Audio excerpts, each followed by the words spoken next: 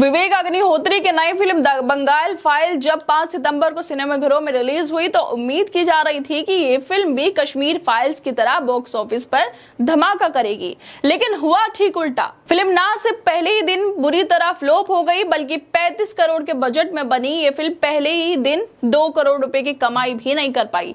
ये साबित करता है कि अब लोग ऐसी फिल्मों को देखने में बिल्कुल भी रुचि नहीं रखते जिनका मकसद समाज में नफरत फैलाना हो। द बंगाल फाइल्स में 16 अगस्त 1946 को पश्चिम बंगाल में हुए डायरेक्ट एक्शन डे के हिंदू नरसंहार और नोआखली दंगों की कहानी दिखाई गई है। लेकिन जब यह फिल्म पर्दे पर उतरी तो जनता ने साफ कर दिया कि वो अब इस तरह की एजेंडा फिल्में देखने को तैयार नहीं है।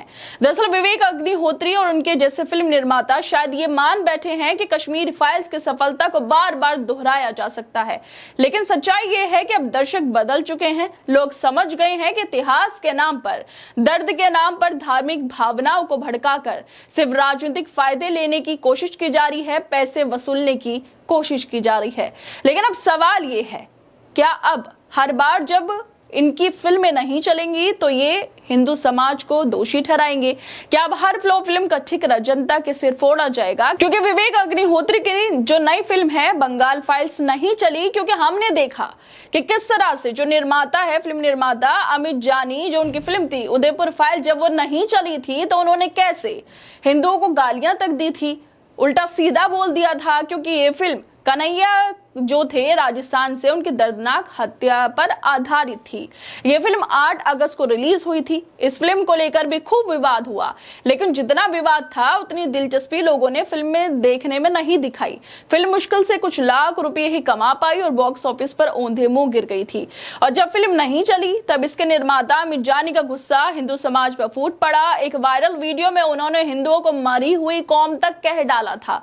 उन्होंने कहा था कि जब मुस्लिम नेता मौलाना मदनी ने फिल्म का विरोध किया तो पूरा मुस्लिम समाज एक साथ खड़ा हो गया, लेकिन हिंदू चुप रहा। अब सवाल उठता है कि क्या फिल्म की असफलता का मतलब यह है कि हिंदुओं को गालियां दी जाएंगी? क्या इसलिए कि लोग इनकी फिल्में नहीं देख रहे, अब उन्हें कफन ओढ़ा हुआ, पैदा ही मरने के लिए हुआ जैसे शब्द सुनने पड़ेंगे? क्योंकि ऐसे ही शब्द अमित जानी ने कहा था जब उनकी उदयपुर फाइल्स रिलीज हुई थी और लोगों ने उन्हें देखा नहीं था। सच्चाई यह है कि जब फिल्म नहीं चली और पैसा नहीं आया तब इन लोगों को बहुत दर्द हुआ।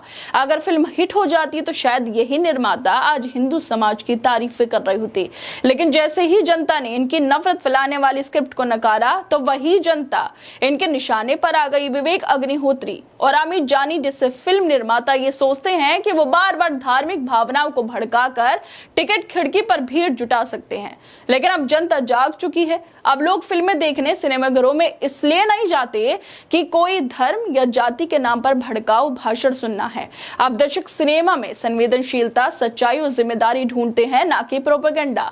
इस पूरे मामले में यह भी सोचने वाली बात है कि यह फिल्म सिर्फ एक खास राजनीतिक सोच को बढ़ावा देने के लिए बनाई जा रही है। जब कश्मीर फाइल्स आई थी तब बीजेपी के बड़े नेताओं ने इसे प्रमोट किया था, खुद नरेंद्र मोदी ने फिल्म की तारीफें की थी, लेकिन अब जब वही फॉर्मूला बार बार फ्लॉप हो रहा है तो सवाल ये उठ रहे हैं कि क्या अब फिर एक बार एजेंडा काम नहीं करने के लिए हिंदुओं को ही बुरा भला कहा जाएगा?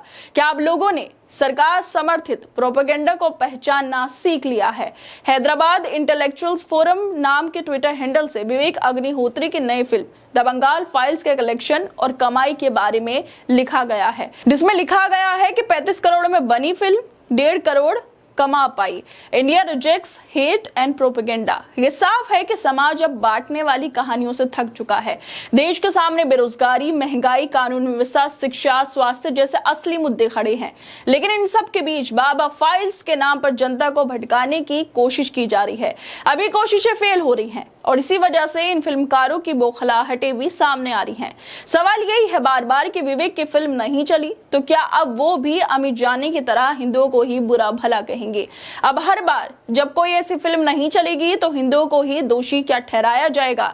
क्या अब हर फ्लॉप फिल्म के बाद गाली दी जाएंगी, अपमानित किया जाएगा, शर्मिंदा किया जाएगा, या फिर ये फिल्म निर्माता अब आत्म मंथन करेंगे कि देश की जनता नफरत नहीं, सच्चाई और सम्मान चाहती है?